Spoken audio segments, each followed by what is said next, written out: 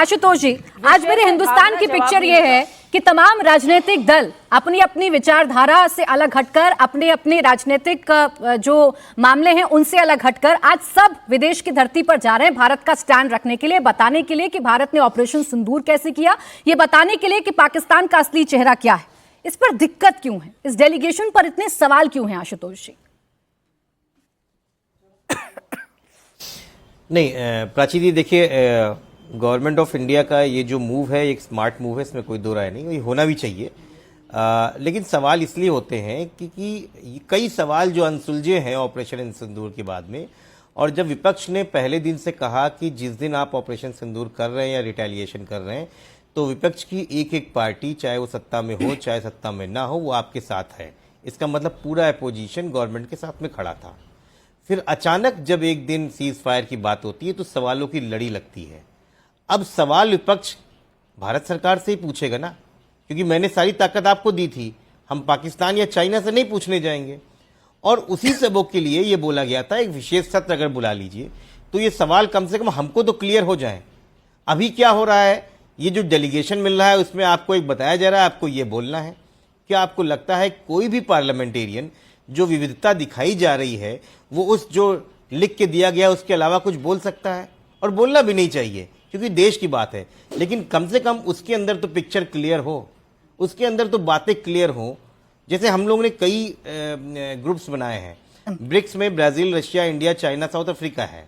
हम सब जगह जा रहे हैं, चाइना को एक्सक्लूड कर रहे हैं, उसका एक वैलिड रीजन होना चाहिए। नहीं आशुतोष जी, मैं बीच में नहीं आऊंगी, आपकी एक लाइन पर बस मेरा सवाल है, उसके बाद कंप्लीट कर लीजिएगा। आपने कहा जो बताया जा रहा है डेलीगेशन को, इससे अतर वो कुछ बताएंगे नहीं, तो सच ही बताया जा रहा होगा ना शाहजेब जी, में सच ही बताया जा रहा होगा ना जो हुआ ऑपरेशन सिंदूर में, जो भारत का स्टैंड है वही तो बता रहे होंगे विदेश मंत्रालय की ब्रीफिंग में, कुछ नया तो बताएंगे नहीं, और वही आप रखना चाहेंगे विदेश के सामने, इसमें क्या गलत है?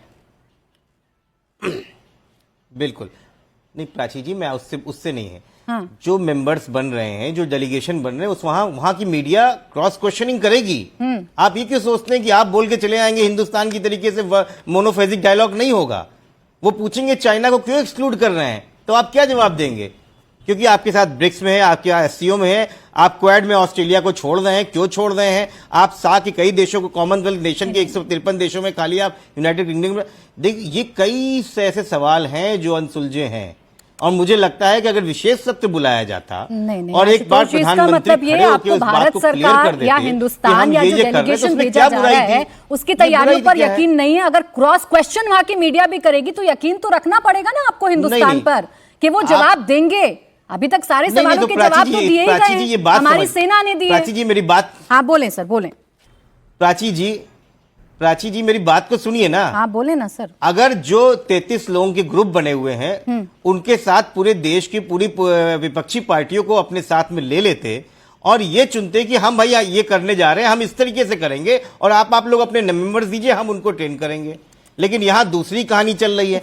भारतीय जनता पार्टी जो कांग्रेस लिस्ट भेजती उसको नहीं, उसमें से जो उनके थोड़े असहज नेता है उनको पिक कर लेती है। बताइए दिक्कत किस बात पर है? सब पार्टियों को लिया है, टीएमसी से कंसल्टेशन नहीं करती है। पहले मीडिया के क्रॉस क्वेश्चन, आप सुनने को तैयार मीडिया के क्रॉस क्वेश्चन, मीडिया ब्रीफिंग, ये सब बताया आपने।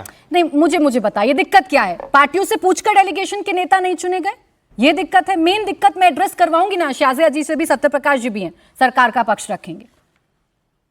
मैं यही तो कह रहा हूं। हाँ। देखिए कांग्रेस की दिक्कत है कि कांग्रेस ने जो 4 नाम दिए उसमें से नहीं चुने गए। इसका मतलब आपने कांग्रेस पार्टी को अपने कंसेंट में नहीं लिया। टीएमसी कह रही है कि हमसे पूछा नहीं गया इसलिए हम नहीं जाएंगे। ये कई दिक्कत, ये पार्टीज बड़ी बड़ी पार्टीज हैं, अगर वो सवाल पूछ रही तो देशद्रोही हो गई, आपसे पूछा, देश के अगेंस्ट हो गई। ये कौन सा सवाल है कि आज के समय में अगर विपक्ष सवाल पूछते हैं तो देशद्रोही हो जाते हैं?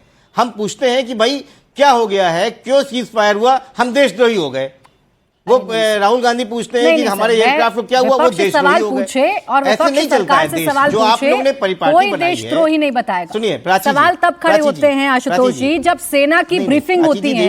हमारे डीजीएमओ साहब ये बताते हैं कि कैसे पाकिस्तान के डीजीएमओ ने फोन किया, कैसे एक बार फोन लगा नहीं, शाम में बात हुई और उसने कहा सीज फायर करने के लिए। ये हमारे देश के डीजीएमओ बताते हैं, राजीव घई साहब। जब उस पर यकीन ना करके हम दूसरे प्रोपेगेंडा पर यकीन करते हैं तब सवाल पूछे जाते हैं आशुतोष जी। प्राची जी, अगर अनइंटरप्टेड मुझे 1 मिनट भी या आधे मिनट बोलने देंगे तो मैं पूरा बात बोलूंगा। बोलें।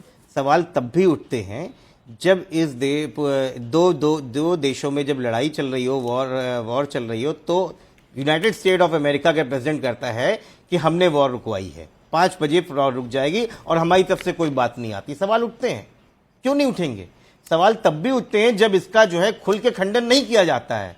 सवाल तब भी उठते हैं जब विपक्ष का पूरा साथ लेने के बाद विपक्ष को अपने साथ नहीं लिया जाता है। सर, 13 तारीख एनडीए की प्रेस कॉन्फ्रेंस रणदीप जायसवाल साहब, प्रवक्ता एनडीए के, उनके बयान को सुन लेते तो शायद मन में शंका ना होती। उन्होंने कहा अमेरिका से ट्रेड पर कोई बात नहीं हुई। उन्होंने कहा कि अमेरिका से कोई सीज फायर को लेकर बात नहीं हुई। ये सुनते सर,